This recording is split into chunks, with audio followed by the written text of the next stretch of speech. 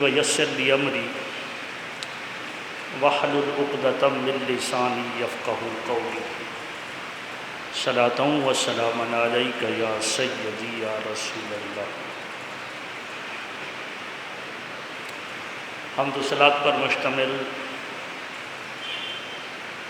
مختصر ترین خطبہ کے بعد نہایت ہی واجب الاحترام معزز و محترم سامعین کرام، عزیزان گرامی قدر، اللہ رب العزت کا فضل و کرم ہے کہ ہم آج سید الایام میں اللہ رب العزت کی مقدس گھر مسجد میں اس کی عبادت کے لیے جمع ہو رہے ہیں۔ اللہ رب العزت ہماری حاضری کو قبول فرمائے اور ہماری عبادت اور ریاضت کو اللہ رب العزت شرف قبولیت عطا فرمائے۔ آیت کریمہ جو میں نے آپ احباب کے سامنے تلاوت کی ہے، رب کائنات نے ارشاد فرمایا، یا ایھا الذین آمنوا ادخلوا فی السلم کافہ، اے ایمان والو اسلام میں مکمل داخل ہو جاؤ۔ اس پر کئی زاویوں سے گفتگو پہلے میں کر چکا ہوں اور ہو بھی سکتی ہے۔ آج جو میں نے اس آیت کریمہ کو موضوع سخن بنایا ہے، وہ اس کا جو لفظ ہے فی السلم، اسلام میں داخل ہو جاؤ۔ تو اسلام، مذہب اسلام جو ہمارا مذہب ہے، اور اللہ رب العزت کا کرم ہے کہ ہمیں اس مذہب میں رب کائنات نے پسند فرمایا، اور یہ مذہب اللہ رب العزت کا پسندیدہ مذہب ہے۔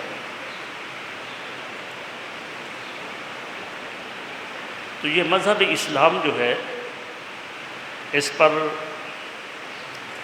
آئے دن اپنا مخالفین سے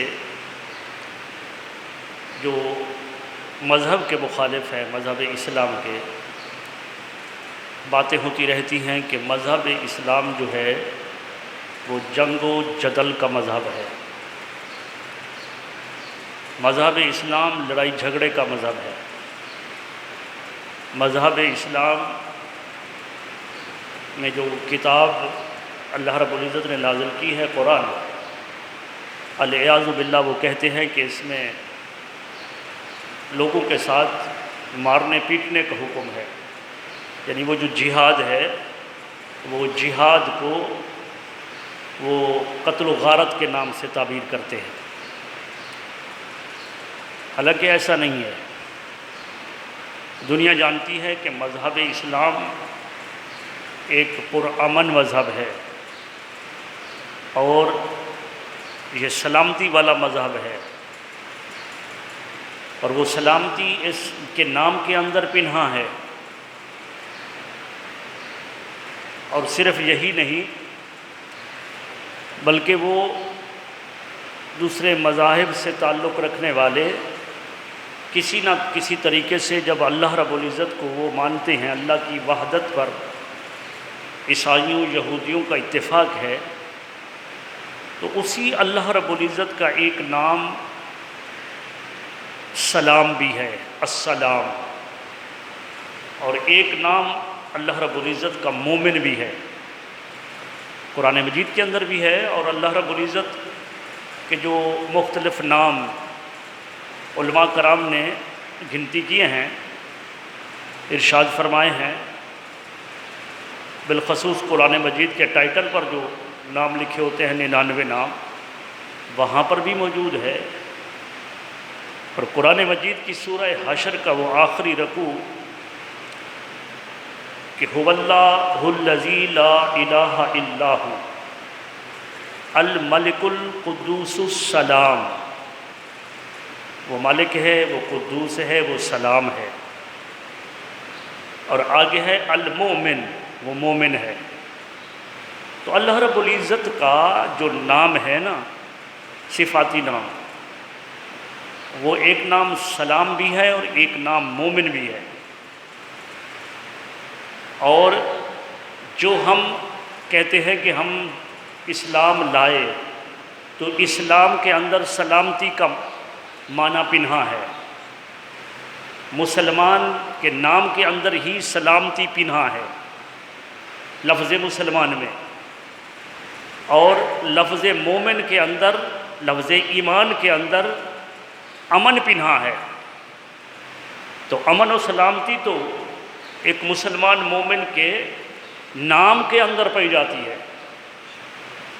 تو وہ مذہب جس کو پسند کرنے والی ذات اللہ رب العزت کی، جس کا اپنا نام سلام ہو، جس کا اپنا نام مومن ہو، اور پھر وہ جو مذہب عطا کرے اس مذہب کا نام اسلام ہو، اور جو اس مذہب کو قبول کرے اس مذہب کو قبول کرنے والے کا نام مسلمان ہو، اور وہ پھر اسلام جب دل کے اندر جاگزیں ہو جائے تو پھر وہ مومن بن جائے، ایمان لا کر مومن بن جائے، تو وہ ایک مومن جو ہے کبھی دہشت گرد نہیں ہو سکتا، کیونکہ اسلام کے اندر ہی سلامتی پنہا ہے، ایمان کے اندر ہی امن پنہا ہے۔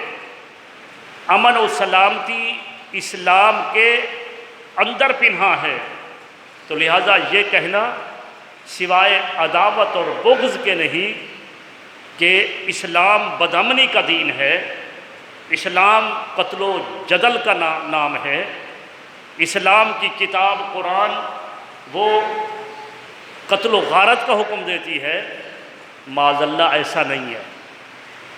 اس بات کو تھوڑی سی وضاحت کرتے ہوئے کسی کے خیال میں شاید ذہن میں یہ خیال آئے کہ قرآن مجید نے تو جہاد کا حکم دیا ہے، تو لہٰذا جہاد کسی کے ساتھ لڑنا، تو اس بات کو واضح کروں کہ قرآن مجید فرقان حمید نے جو جہاد کا حکم دیا ہے وہ ایسے نہیں دیا ہے کہ ایسے ہی جا کر کسی کے ساتھ لڑ پڑو، تلوار اٹھاؤ اور جا کر کسی کے ساتھ نمرد عزمہ ہو جاؤ۔ قرآن مجید نے جہاد کا حکم تب دیا جب مسلمان مظلوم ہو گئے تھے، مکہ سے نکال دیا تھا، گھر بار چھڑا دیا، مصیبتوں کے پہاڑ توڑ دیے، یہاں تک کہ چین کے ساتھ مدینے کے اندر بھی نہ رہنے دیا۔ تو جب مسلمان مظلوم تھے، ظلم ہوا ان کے اوپر، تو رب کائنات نے اس ظلم کا دفاع کرنے کے لیے جہاد کا حکم دیا ہے۔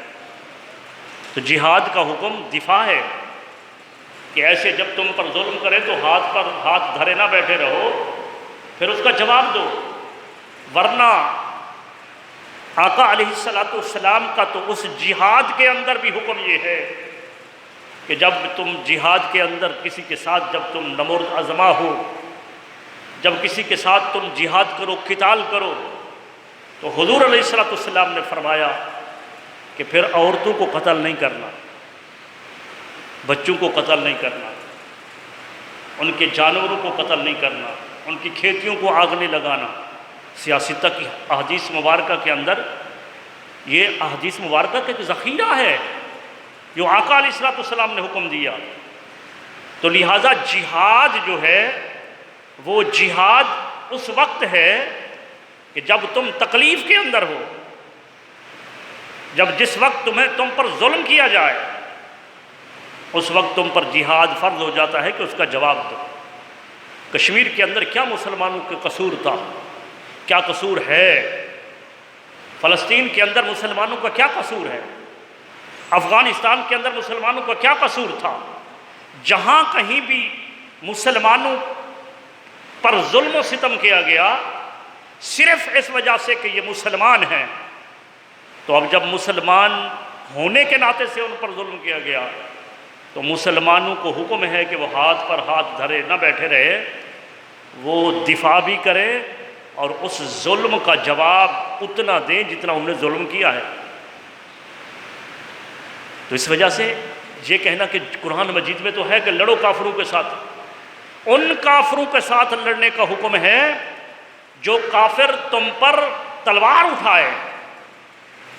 آقا علیہ الصلوۃ والسلام کی سیرت کے اندر، وہ آپ کو عرض کرتا ہوں کہ حضور علیہ الصلوۃ والسلام نے اپنی سیرت آپ کی کیا ہے، آپ نے تو میثاق قائم کیے، تو لہٰذا اسلام کا مذہب اسلام، میں بتا رہا ہوں کہ اللہ کا نام ہی مومن ہے، اللہ کا نام مومن، اور یہ ایمان ہم لائے تو ایمان کے اندر امن پنہا ہے، اسلام ہم لائے تو اسلام کے اندر سلامتی پنہا ہے۔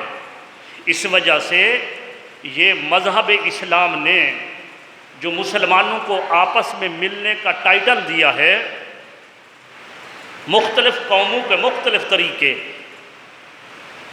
اپنا بھارت کے اندر نمستے، مغربی دنیا کے اندر گڈ مارننگ، محدود لفظ، میں سوچتا ہوں کہ کیا کہتے ہیں کہ وہ اگر صبح کوئی ملے صبح سویرے تو گڈ مارننگ، تو دوپہر کو کیا کہتے ہوں گے، گڈ آفٹرنون، شاید یہی کہتے ہوں گے، وقت تبدیل ہوا، شام ہو گئی تو گڈ ایوننگ، رات ہو گئی تو کیا کہتے ہیں، گڈ نائٹ۔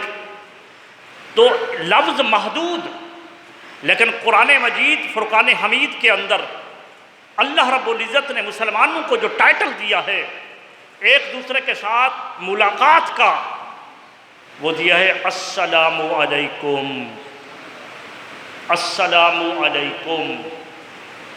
اچھا، یہ جو ہے نا، جب مسلمان کو سلام کرتا ہے تو اس کو ضمانت مہیا کرتا ہے کہ میری طرف سے تمہیں کوئی تکلیف نہیں پہنچے گی۔ آج کا دور تو کچھ اور ہے، آج کا تو سلام جو کرتا ہے تو وہ سلام کرنے والا تھوڑی دیر کے بعد جب وہ چلا جاتا ہے تو اس کی غیبت بھی ہوتی ہے، اس کی چغلیاں بھی ہوتی ہیں، اس کے متعلق حسد بھی کیا جاتا ہے، بہتان تراشی بھی کی جاتی ہے، سلام کرنے کے بعد جیبوں کی تلاشی بھی کی جاتی ہے۔ میں ملتان سے سوار ہوا، اور وثوق سے نہیں کہہ سکتا لیکن ایک مکمل گمان میرا یہی ہے، تو ملتان سے میں گاڑی میں ٹرین میں سوار ہوا تو کینٹ کی بجائے وہ ڈگ روڈ پر رک گئی، میں نیچے اترا، سامنے سے ایک رکشے والے نے کہا کہ بھائی میرے ساتھ آ جائیں، ابھی بیٹھ رہا تھا اس میں تو گاڑی آ گئی، میں نے کہا یار سفر ہی تو کرنا ہے، یہاں پر تو اب وہ رکشے والے کو 300 دینے کی بجائے 20 روپے اس کو دے گا، وہاں پہنچ جاؤں گا۔ تو میں جب D7 میں سوار ہوا تو پچھلی سیٹ پر، کیونکہ بھری ہوئی تھی کھچا کھچ، پچھلی سیٹ پر 3-4 نوجوان بیٹھے تھے، ایک نے کہا السلام علیکم، امیر صاحب کو جگہ دو، بس وہ امیر صاحب کو جگہ دے دی پچھلی سیٹ پہ۔ بس امیر صاحب جب جہاں پر ٹوٹل پیٹرول پمپ پر اترا تو امیر صاحب کی جیب میں کچھ نہیں تھا،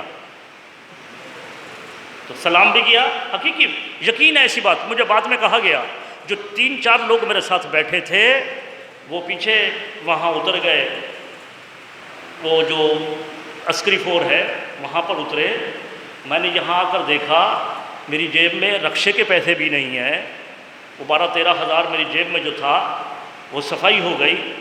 اب ان لوگوں نے مجھے بڑے احترام کے ساتھ بٹھایا، سلام بھی کیا، لیکن میرا گمان یہی ہے کیونکہ جب میں اترا تھا میرے پاس تھے وہ، جب میں گاڑی میں سوار ہوا تو مجھے ان کے ساتھ بٹھایا گیا جو مجھے امیر صاحب، پٹھان لوگ امیر صاحب کہتے ہیں، اچھے لوگ بھی ہوتے ہیں پٹھانوں میں، سب کی برائی نہیں ہے، سلام بھی کیا، ساتھ بھی اٹھایا۔ تو معاملہ یہ ہوتا ہے کہ آج کل یہ سلامتی حقیقت کے اندر کیا ہے کہ جب سلام کرو تو دوسرا اطمینان کے اندر آ جائے کہ بھائی میری طرف سے تمہیں کوئی تکلیف نہیں پہنچے گی، میری طرف سے تم سلامتی میں ہو۔ تو عزیزان گرامی قدر، یہ اسلام ٹائٹل دیتا ہے السلام علیکم۔ دوسری بات یہ ہے کہ اس سے ثواب بھی ملتا ہے۔ جب سلام کرتے ہیں نا، سلام کرنا سنت ہے، جواب دینا فرض ہے، واجب جواب دینا۔ اب حضور نے فرمایا جاننے والا ہے یا غیر جاننے والا ہے سلام کرو۔ کوئی جاننے والا ہے بھئی کرم الہی میں نماز پڑھتا ہے، جانا السلام علیکم، تو اس کو سلام کر لیں۔ بھی نمازی اکٹھے بیٹھتے ہیں، سلام جانتے ہیں، فلاں رہتا ہے۔ اگر کوئی جاننے والے تو سلام نہ کریں، اسلام اس کو منع کرتا ہے۔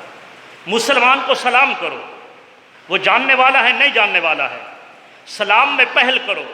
سلام کرنا سنت ہے، جواب دینا واجب ہے۔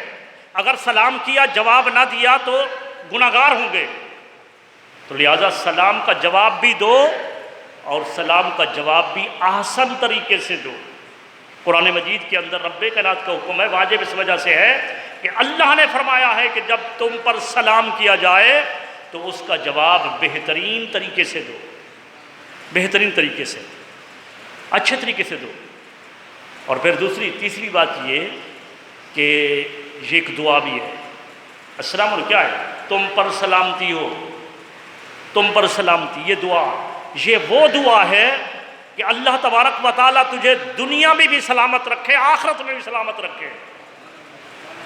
وہ مانی، وہ سننے آپ نے good morning, good night, good evening, وہ محدود وقت کے لیے، لیکن جب ایک مسلمان سے سلام کر رہا ہے تو وہ اتنا بڑی دعا دے رہا ہے کہ خدا تجھے دنیا میں بھی سلامت رکھے، آخرت میں بھی سلامت رکھے۔ اس وجہ سے میرے آقا صلی اللہ علیہ وسلم نے فرمایا کہ سلام کو پھیلاؤ، سلام کو پھیلاؤ، سلام ہر کسی سے کرو۔ تو لہٰذا جب سلام کرو گے، قرآن مجید کے الفاظ بھی ہیں، یہ قرآن مجید میں یہ الفاظ آئے ہیں السلام علیکم، تو قرآن مجید کا ایک حرف پڑھنے سے 10 نیکیاں ملتی ہیں، 10 درجے بلند ہوتے ہیں، 10 گناہ مٹتے ہیں۔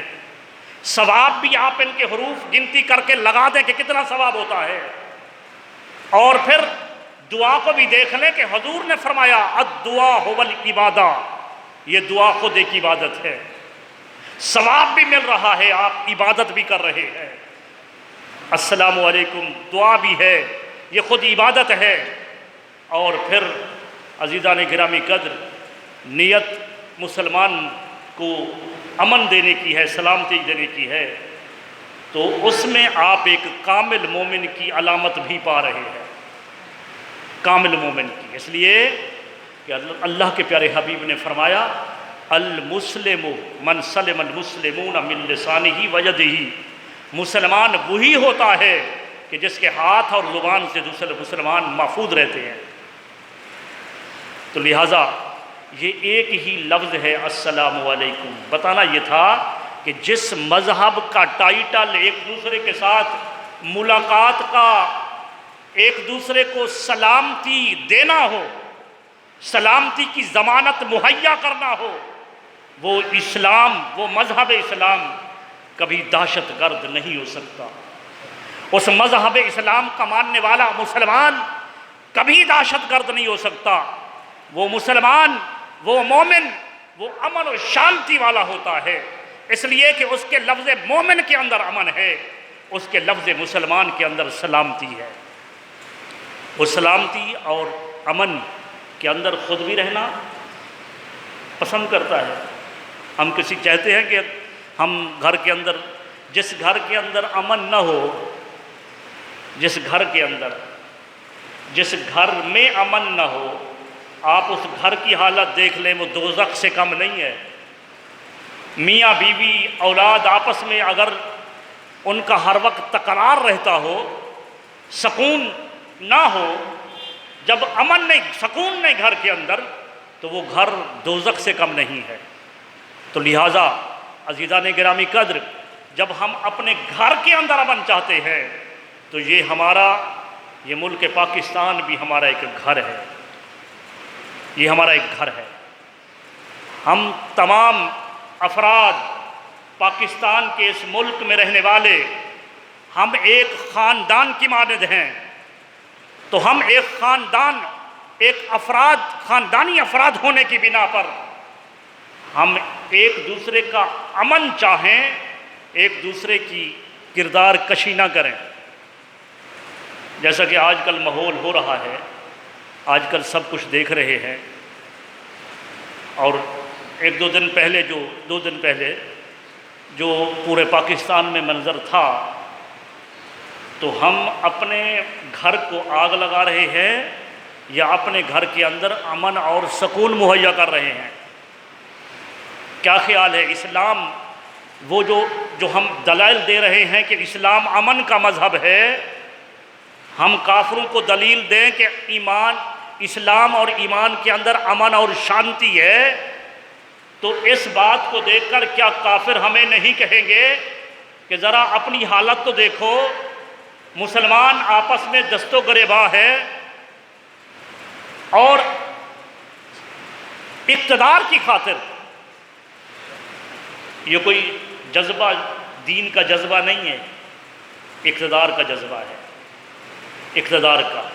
اور پھر اس کی خاطر جو کچھ کیا جا رہا ہے، جو کچھ ہوتا آ رہا ہے اور ہو رہا ہے، یہ ہم اپنے گھر کو اپنے ہی معاشرے سے آگ لگا رہے ہیں. بیماری باہر سے آتی ہے، جس میں پہلے بیماری نہیں ہوتی. اگر ہمارا گھر، جب ہم اپنے گھر کے اندر جیسے اپنی جان ہوتی ہے، ہم اپنی جان کی پرواہ کیے بغیر ہم کھاتے پیتے رہے، تو کیا خیال ہے وہ جو نفع دہ چیزیں ہیں وہ بھی نقصان دہ ہو سکتی ہیں کہ نہیں؟ میرے آقا نے فرمایا کہ کھجور کھانے کے بڑے فائدے ہیں. کھجور، 3 کھجور جو جسم کے اندر جو کمی ہوتی ہے جسم کے اندر، تو 3 کھجور سے مکمل ہو جاتی ہے. حضور نے اس کو پسند فرمایا. تو کیا خیال ہے وہی کھجور ہم وہ پورا ڈبہ اٹھائیں اور کھا لیں، تو پھر پخانے شروع ہو جاتے ہیں یا نہیں ہوتے؟ تو بیماری کہاں سے آئی؟ طریقے سے کھاتے، سنت سے کھانا وغیرہ کھاتے. یہ جو ہمارے اندر بیماریاں ہیں وہ باہر سے آئیں ہمارے جان کے اندر. وجہ کیا تھی کہ ہم نے سنت کے مطابق کھانا چھوڑ دیا.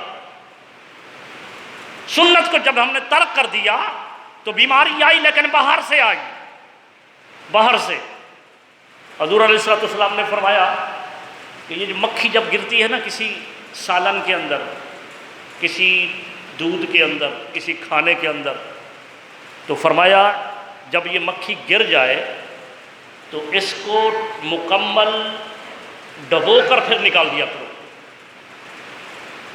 مکھی دہی کے اندر اکثر ہوٹل وغیرہ پر کھائیں تو آ جاتی ہے، گر جاتی ہے.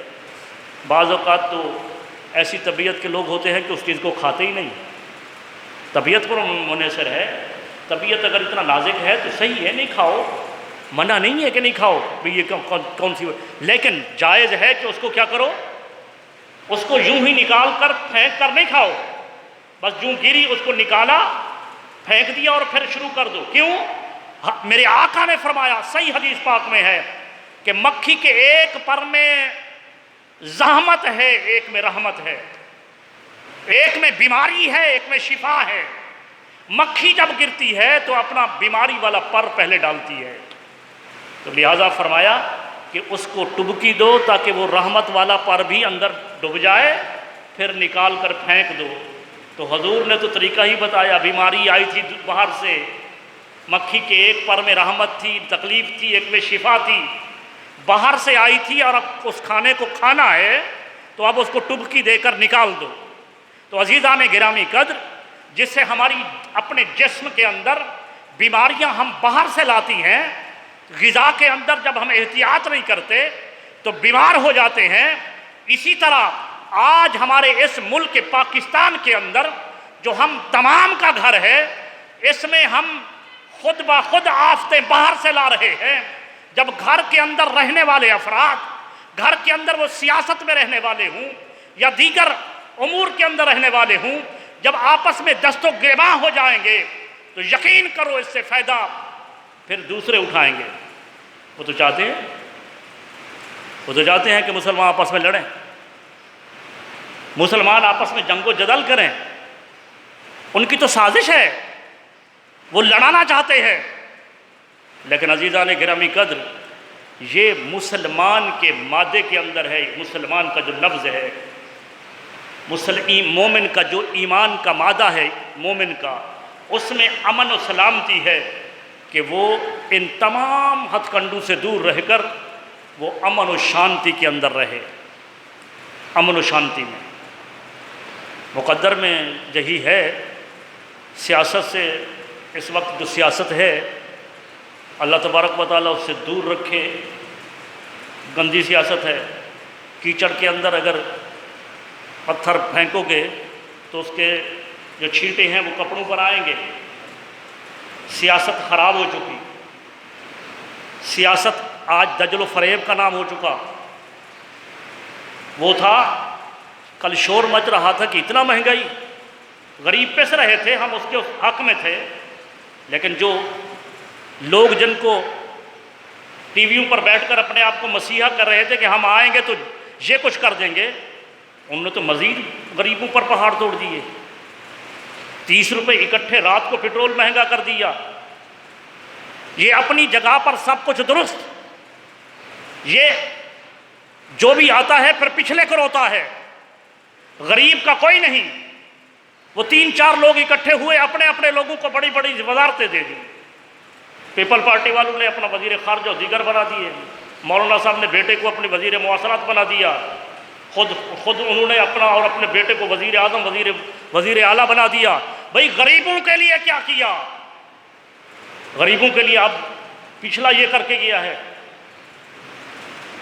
تو عزیزان گرامی قدر یہ تو لمحہ فکریہ ہے، ہمارے لیے آنے والا وقت گزرے ہوئے وقت سے اچھا نہیں آئے گا، اور یہ اگر ہم اچھائی چاہتے ہیں کہ اچھا وقت آ جائے تو پھر ہر انفرادی طور پر ہم اپنے آپ کو تیار کرنا ہوگا، اللہ رب العزت کی بارگاہ میں اپنے آپ کو تیار کرنا ہوگا، اللہ رب العزت کی بارگاہ میں توبہ و استغفار کر کے اپنے آپ کو نیک بنا کر عبادت و ریاضت کر کے جس وقت کوئی قوم پر کوئی حکمران مسلط ہوتا ہے تو روایت میں آیا کہ اس کے کرتوتوں کی وجہ سے ہوتا ہے۔ آج جب ہم نے اللہ اس کے رسول کے احکامات سے منہ موڑ لیا تو پھر ہم پر حکمران کوئی فرشتے آئیں گے، کوئی نیک سیرت آئیں گے، پھر یہی ہوگا کہ وہ 16 یا 18 کے قاتل ہوں گے، ہمارے حکمران بنے ہوں گے، ہمارے حکمران بنے ہوں گے۔ تو اس میں تمام کے لیے پیغام ہے، تمام کے لیے۔ میں تو دوستوں سے کہتا رہتا ہوں بھائی یہ ان کے جلسوں میں جانے سے بہتر ہے کہ بندہ گھر بیٹھا رہے۔ لوگوں کے پاس ٹائم بھی ہوتا ہے، ہمیں تو پروگرام ہوتے ہیں دینی پروگرام، وہاں پر جانے کے لیے بھی ٹائم نہیں ملتا۔ دینی پروگرام میں بھی وہاں جائیں تو وہاں پر دیر ہو گئی تو وہاں پر تھکے ہوئے ہیں، اس طرح سے بھرمار ہے، وہاں پر جو بولا جا رہا ہے جھوٹ بولا جا رہا ہے۔ عزیزان گرامی قدر، اسلام امن و شانتی کا دین ہے، اس میں جنگ و جدل نہیں، اس میں فریب نہیں، اس میں دغا نہیں، اس میں جھوٹ نہیں۔ بس جب دیکھو کہ یہ دغا کر رہا ہے، جھوٹ بول رہا ہے، اللہ تبارک و تعالی نے ہمیں عقل سلیم عطا کیا ہے، ہم جان سکتے ہیں کہ جو کچھ بولا جا رہا ہے سچ بولا جا رہا ہے یا حق بولا جا رہا ہے۔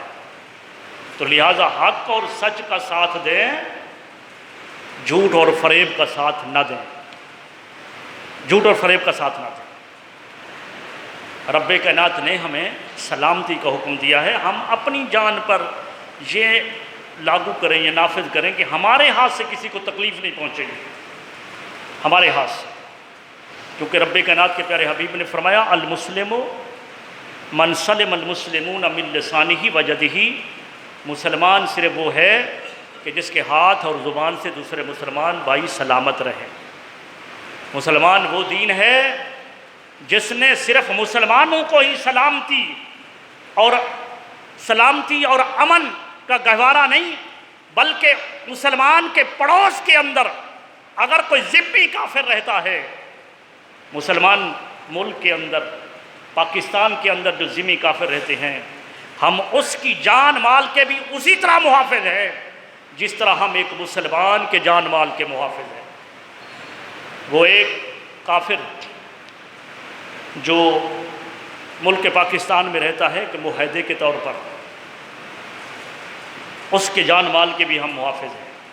وہ جو چند دن کے لیے غیر ملک سے آ کر پاکستان میں آتا ہے ان کے بھی محافظ ہیں، ان کے بھی محافظ ہیں۔ اگر ان کی حفاظت نہیں کریں گے تو ہم اللہ اور اس کے رسول کے معاہدے کی خلاف ورزی کریں گے۔ اللہ اور اس کے پیارے حبیب کا فرمان ہے کہ ان کی بھی حفاظت کرو۔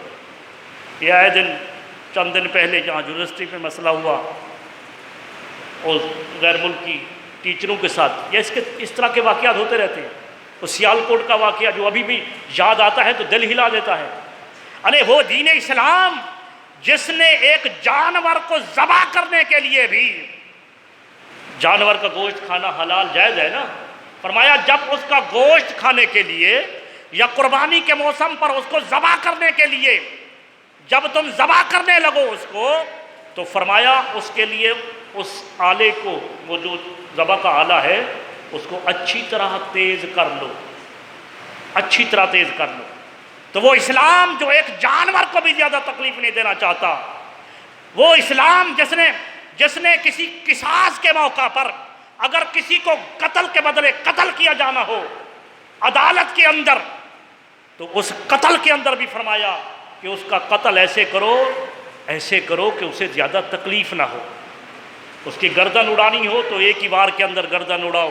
قصاص ہے، واجب القتل ہے، لیکن حکم یہ ہے کہ اس کو بھی جب تم قتل کرو تو احسن طریقے سے قتل کرو۔ یہ شریعت کبھی حکم نہیں دیتی، یہ دین اسلام کا حکم نہیں ہے کہ اس کو پاؤں کی طرف سے کاٹنا شروع کرو، اس کو آگ میں جلاؤ۔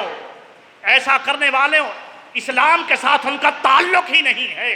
اسلام کے اندر، لفظ اسلام کے اندر سلامتی جس طرح مسلمانوں کے لیے ہے، اس طرح پاکستان میں یا دنیا کے اندر وہ کافر جو مسلمانوں کے ذمہ میں رہتے ہیں، ان کی نگہبانی میں رہتے ہیں، ان کے معاہدے کے ساتھ رہتے ہیں، ان کی جان و مال کی بھی حفاظت مسلمانوں کی طرح ضروری ہے۔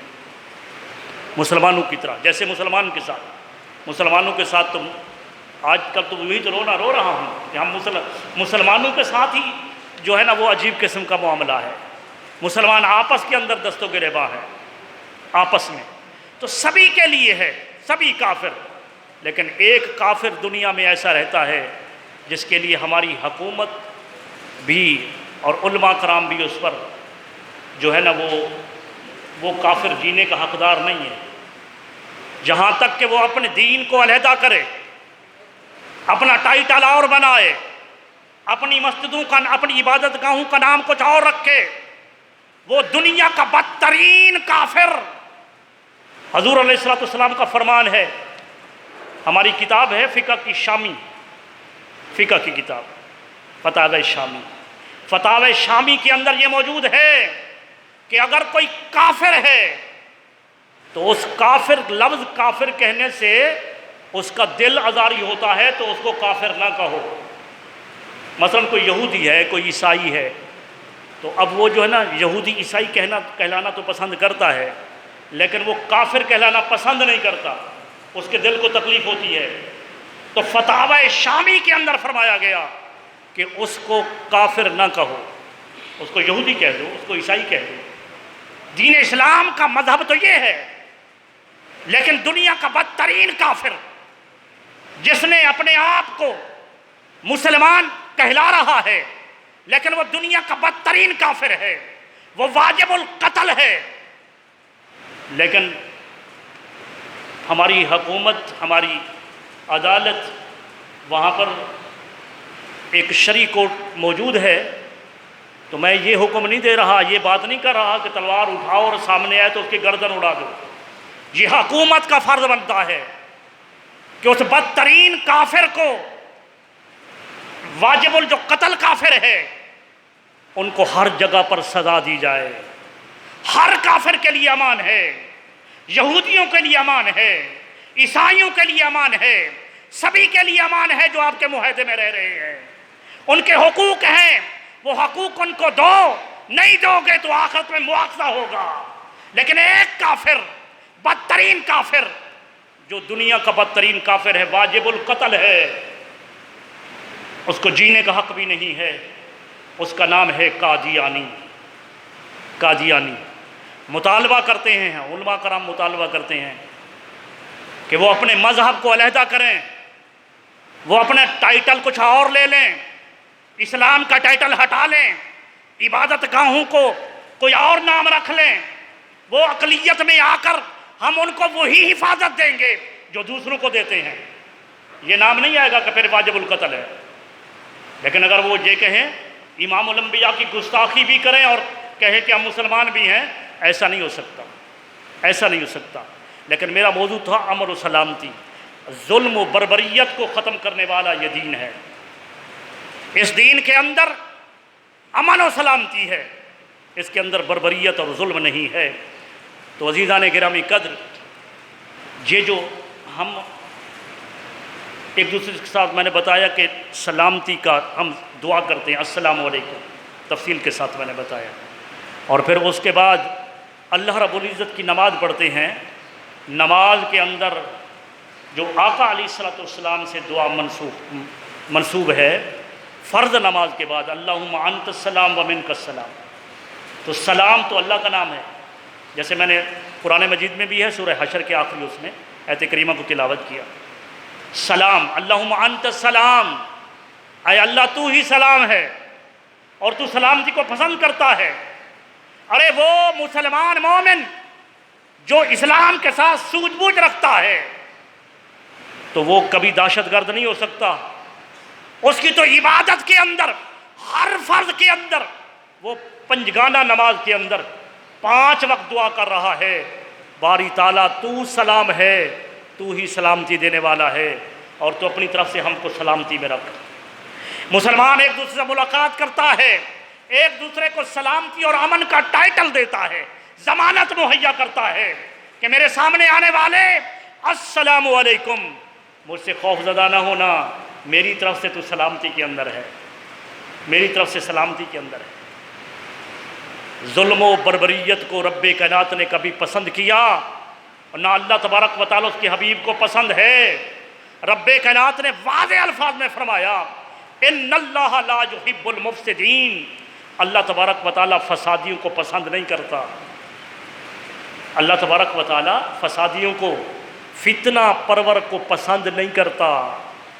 ایک اور مقام پر آیا، الفتنۃ اکبر من القتل، قرآن مجید میں فرمایا کہ فتنہ قتل سے بھی زیادہ شدید ہے۔ فتنہ قتل کی ادھر یہ ہے کہ اگر کسی نے ایک جان کو قتل کیا تو گویا کہ اس نے پوری انسانیت کو قتل کر دیا۔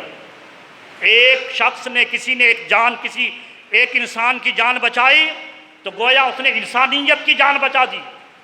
میرے آقا نے حجۃ الوداع کے موقع پر فرمایا، اور پھر صرف مومنوں کو خطاب نہیں فرمایا، مومنوں کو خطاب ہوتا تو رب کائنات کے پیارے حبیب فرماتے، یا ایھا الذین آمنوا، آپ کے سامنے تو سارے مسلمان تھے، صحابہ کرام تھے، 1,24,000 صحابہ کرام کی جماعت حجۃ الوداع کے موقع پر آپ کے سامنے ہے۔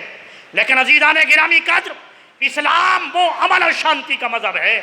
میرے آقا نے جب خطاب فرمایا تو یا ایھا الذین آمنوا نہیں فرمایا، بلکہ فرمایا یا ایھا الناس، یا ایھا الناس، اے لوگو سنو، جس طرح آج وہ 10ویں کا دن تھا، 10 ذی الحجہ، جس طرح آج کا دن حج کا دن، یہ ذی الحجہ کا مہینہ اور یہ مکہ کا شہر، مکہ کے اندر یہ حرم جس طرح یہ محترم ہے، سنو، اسی طرح تمہارے مال، تمہاری عزتیں، تمہارے خون بھی محترم ہے۔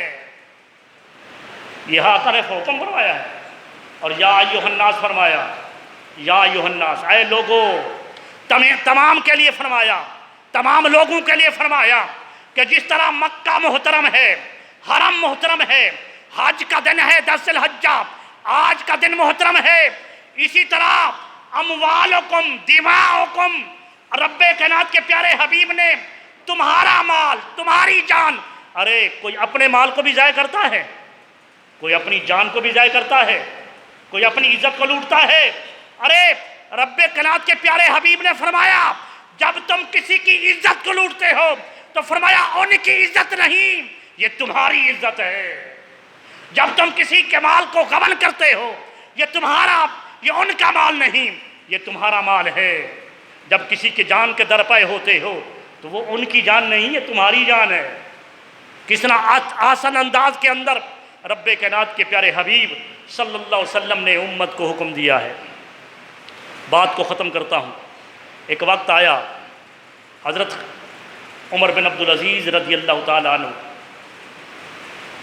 آپ سے پہلے جو بادشاہ آئے تھے مروان کے بعد یا اس طرح، ان کی کچھ ہسٹری درست نہیں ہے اسلام میں، لیکن جب حضرت عمر بن عبدالعزیز رضی اللہ تعالیٰ عنہ آئے تو لوگوں کے اندر عمر بن خطاب کی یادیں تازہ ہو گئیں۔ کتنا عظیم ذات تھے، پرہیزگار، عادل۔ عدل اس طرح ہو گیا کہ لوگوں کو عہد فاروقی یاد آ گیا۔ لیکن عزیزان گرامی قدر، اسلام کے حوالے سے ایک بات کرنا چاہتا ہوں کہ آپ کے پاس لوگ آئے سمرقند کے لوگ آئے، اے خلیفۃ المسلمین، آپ کی خلافت سے پہلے 15 سال پہلے آپ کے سے پہلے والے حکمران نے ہمارے سمرقند کو فتح کیا، لیکن ناجائز طریقے سے فتح کیا۔ ناجائز طریقے سے کیسے فتح کیا؟ نے کہا اسلام کا مذہب یہ ہے کہ اللہ اس کے رسول کا حکم یہ ہے کہ جب کسی کے ساتھ جنگ و جدل کرو، جہاد کرو، تو پہلے ان کو آگاہ کرو، خبردار ہو جاؤ، ہم تمہارے ساتھ جنگ کرنا چاہتے ہیں۔ اسلام نے کہا کہ ان کو خبردار کرو، تو فرمایا کہ جب سمرقند کو جب فتح کیا گیا تو خبردار نہیں کیا گیا، مسلمانوں نے اچانک حلہ بول دیا، اور اچانک حلہ بولنے کے بعد سمرقند کو فتح کر لیا گیا۔ لہٰذا یہ اسلام کے خلاف فتح ہوئی ہے، اسلام کے خلاف۔ عمر بن عبدالعزیز نے فرمایا میں ایک کمیٹی بناتا ہوں، اس کی میں تحقیق کرتا ہوں۔ اس وقت کے جو قضاء، جو جج وغیرہ موجود تھے، وہ ایک جوڈیشل کمیٹی بنائی گئی، تحقیق کی گئی، تو تحقیق سے یہ بات ثابت ہوئی کہ سمرقند پر جو حلہ بولا گیا وہ بغیر آگاہ کیے حلہ بولا گیا، کافروں کو بتایا نہیں گیا تھا۔ اسلام تو اجازت نہیں دیتا نا، یہ ہے اسلام۔ انہوں نے کہا بغیر بتائے ان پر حملہ کیا گیا۔ لہٰذا عمر بن عبدالعزیز نے فیصلہ کیا، فرمایا سمرقند کے لوگوں کو جمع کر کے آپ نے اعلان فرمایا ہاں میں نے تحقیق کی، پتہ چلا کہ بغیر بتائے تم پر حملہ کیا گیا۔ لہٰذا عمر بن عبدالعزیز فیصلہ کرتا ہے کہ یہ سمرقند یہ تمہارے حوالے کیا جاتا ہے۔ یہ ہے اسلام، یہ ہے اسلام۔ لیکن جو کافر تھے اثر رسوخ والے، جو اس وقت سمرقند کے اندر جو دوسرے مذاہب تھے، انہوں نے جب یہ بات سنی دل میں سوچا کہ کیسا مذہب ہے کہ فتح بھی کر لی، دور بھی ان کا نہ تھا، دور بھی پہلے تھا، ہونا تو یہ چاہیے تھا یہ کہہ دیتے کہ مجھ سے پہلے فتح ہوا ہے، لیکن انہیں تحقیق کے بعد اعلان کر دیا کہ سمرقند تمہارے حوالے ہے۔ تو لہٰذا ہم بھی یہ فیصلہ کرتے ہیں کہ اس دین اسلام سے عظیم مذہب کوئی نہیں ہے۔ انہوں نے اعلان کیا نہیں، اب یہ سمرقند تمہارے پاس رہے گا، اور صرف سمرقند ہی نہیں بلکہ ہم بھی کلمہ شہادت پڑھ کر ہم مسلمانوں کی لسٹ میں داخل ہوتے ہیں۔ تو عزیزان گرامی قدر یہ ہے اسلام، یہ ہے اسلام۔ تو وقت بہت کچھ کہنے کو تھا، وقت چونکہ زیادہ ہو گیا ہے۔ اللہ تبارک و تعالی ہمیں اسلام پر اور ایمان پر چلنے کی توفیق عطا فرمائے۔ وما علینا الا البلاغ۔